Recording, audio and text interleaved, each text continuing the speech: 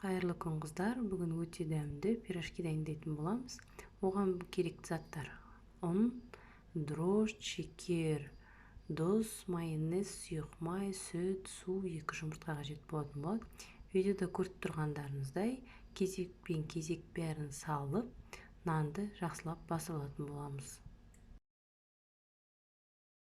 Жақсылап нанымызды басып, бетін жауып, жылы жерге қойып қоятын боламыз.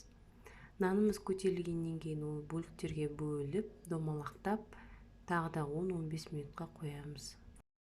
Содан кейін өзіміздің қалауымызша пирожкиміздің ішіне салатын фаршымызды дайындап аламыз.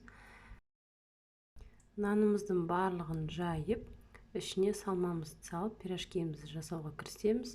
Пирожкиміздің барлығын жасап, бір жерге қойып, 5-10 минутқа көтерілгенше пирожкимізді күтеміз. Содан кейін майымызды молырақ құйып, пирожкимізді пісіруге кірісеміз.